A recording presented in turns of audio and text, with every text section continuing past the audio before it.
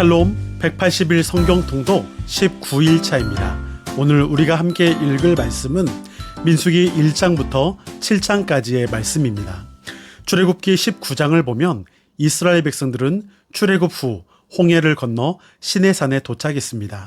그리고 그곳에서 하나님과 언약식을 이행하고 십계명 두 돌판과 율법을 받게 됩니다.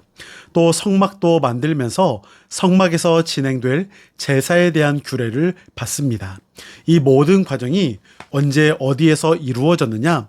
즉 출애굽기 후반부와 레위기의 전체 내용 그리고 민수기 10장까지의 내용은 모두 시내산에서 1년 정도를 지내면서 있었던 일들입니다. 민수기는 이제 그 시내산에서 출발 준비를 하고 드디어 시내산을 출발해서 광야 40년 동안의 그 시간에 관한 내용들을 소개하고 있습니다. 이제 그 시작점에 있어서 첫 번째 인구조사를 하게 됩니다. 20세 이상으로 싸움에 나갈 만한 모든 자의 숫자를 지파별로 계수합니다. 20세 이상 남자를 세어보니 60만 명 이상입니다.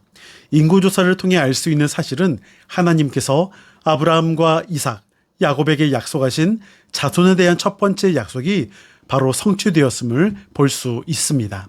시간이 다소 걸리긴 했지만 하나님은 하나님의 때, 하나님의 사람들을 통하여 약속하신 바를 신실하게 행하시는 약속의 하나님이심을 알 수 있습니다. 이스라엘의 진영은 하나님의 성막을 중심으로 뭉쳐 있습니다.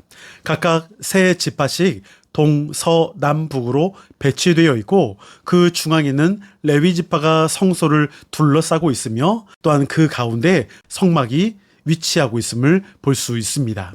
이것은 이스라엘이 철저하게 하나님 중심의 공동체임을 보여주고 있습니다. 광야에서 살아남을 수 있는 것은 오직 하나님 중심의 삶의 은혜가 있었기 때문입니다. 또한 이것은 오늘날 이 시대를 살아가는 모든 성도들, 교회의 모습과도 같습니다. 오늘날 영적 전쟁에 참여하는 성도는 이스라엘 진영처럼 하나님을 중심에 모시고 살아가야 합니다. 말씀을 붙들어야만 하나님의 통치를 받을 수 있고 하나님 나라를 살 수가 있습니다. 인구조사 중에 레위 지파는 이스라엘의 다른 지파와 함께 하지 않고 다르게 분류합니다. 이는 레위 지파가 전쟁에 나가 싸우는 이들이 아니요 이들은 하나님의 성막과 관련된 일을 하는 사람들임을 보여주고 있습니다. 레위인들은 제사와 성막의 일들, 율법을 가르치는 일에 힘써야 했습니다. 레위 지파 안에서는 고핫, 게르손, 무라리 자손의 임무가 따로 주어졌습니다. 이들의 가장 큰 임무는 성소를 옮기는 것입니다. 물론 이들의 임무는 나중에 성전이 지어지고 나면 또 다시 바뀌게 됩니다. 왜냐하면 광야 40년 동안에는 성소가 계속 이동할 수밖에 없다 보니 성막과 성소 기물에 대해서 레위 지파가 옮겨야 할 의무가 있는 것입니다. 또한 성소 내에서 제사와 관련된 규례를 가르쳐야 하는 중요한 임무를 맡았습니다. 하지만 레위인이 성막의 중요한 일을 맡는다 할지라도 제사장의 역할을 감당할 수는 없습니다. 제사장의 역할은 아론의 후손들에게만 주어진 중책의 일이며 특권이기 때문입니다. 그런 구별됨이 이 땅의 그리스도인들에게도 필요합니다. 목회자는 목회자로서의 역할이 또한 있고 직분자는 직분자로서의 역할이 있습니다. 서로의 역할을 분명히 알고 협력해 나갈 때 교회는 그리스도 안에서 아름답게 세워져 갈 수 있습니다. 5장에서 8장은 레위기의 연장선에서 읽어야 하는 부분입니다.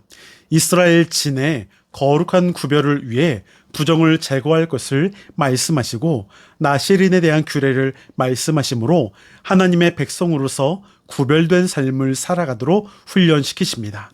나실인은 하나님께 구별된 삶을 살겠다고 서원하는 자로서 짧게는 며칠에서부터 길게는 평생을 그렇게 서원하기도 했습니다.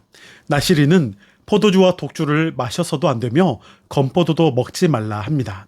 시체를 가까이 해서도 안 되고 머리에 삭도를 대어 머리카락을 잘라서도 안 됩니다. 이렇게 절제해야 할 일들이 많다는 것은 그만큼 지키기도 어려운 것이겠죠.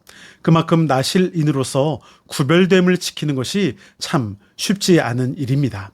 그런데 그것이 우리 그리스도인들의 모습입니다. 내 신앙을 지켜나가기 위해 세상의 것들을 멀리하고 유혹과 시험으로부터 나를 보호해야 합니다. 그것이 우리 그리스도인들이 나실인으로서 살아가야 할 모습입니다. 이제 내용을 기억하면서 민수기 1장부터 7장까지의 말씀을 들으시겠습니다. 여러분, 오늘도 승리하시고 평안하세요.